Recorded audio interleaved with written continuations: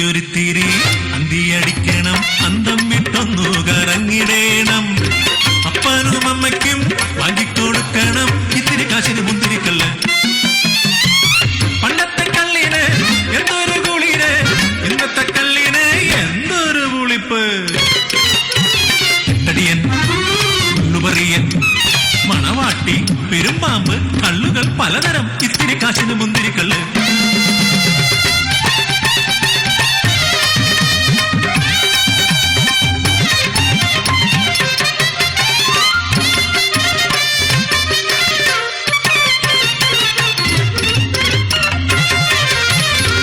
ആയിടയ്ക്കൊരു പണി കിട്ടി, കൂപ്പും ഷാപ്പും ലേലമെടുക്കണ ധന്യൻ മുതലാളി. അന്തിയായിട്ടും മുതലാളി എത്തില്ല, കയ്യിലാണിൽ 10 കാശില്ല. നാളെയൻ മോളുടെ പിറന്നാള്, ഇട്ടേന്നൻ കാവിലെ ഉത്സവവും.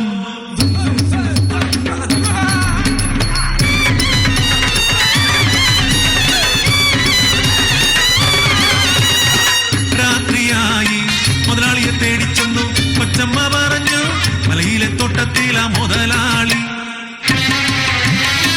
ഇരുട്ടിൻ മറവിൽ മല കയറി ചെല്ലുമ്പോൾ ഒന്നു ഞെട്ടി, കാട്ടിൽ എന്തോരാളനക്കം.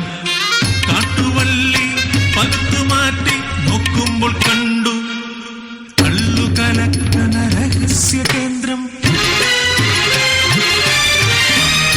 പെട്ടെന്നൊരാക്രോശം കിട്ടി, പുറത്തൊരു ചവിട്ട്. കൈകൾ കൂട്ടിപ്പിടിച്ച് മലർത്തിക്കിടത്തി.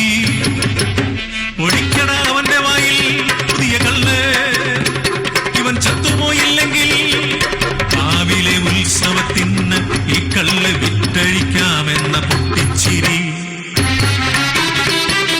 നമ്മളെയും ആമയും ചത്തുകിടക്കുന്ന വിഷവെള്ളം എന്റെ വായിൽ ആരോ ഒഴിക്കാൻ തുടങ്ങുമ്പോൾ തട്ടിത്തെറിപ്പിച്ച് കാലിൽ വീണു ഞാൻ. അരുതേ, ഈ വിഷക്കല്ല് കൊടുക്കരുതേ, എങ്കട കൂട്ടത്തെ മുടിക്കല്ലേ എന്ന് കെഞ്ചി പറഞ്ഞു ഞാൻ.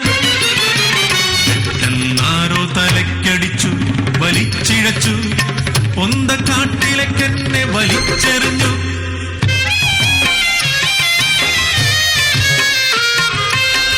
കാവിലെ ഉത്സവം കാണാനാകാതെ ഉത്സവ പിറ്റേന്ന് ഞാൻ ഊരിലെത്തി.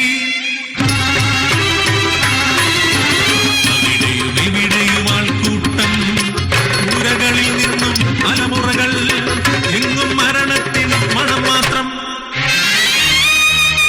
കണ്ണില്ലാത്തവർ വായിൽ നുരയും പതയും ഒലിച്ച് ചത്തു വീണവർ 50ഓളം ശവം. ഇടയിൽ കണ്ടു ഞാൻ എന്റെ പൊന്നപ്പനും അമ്മയും.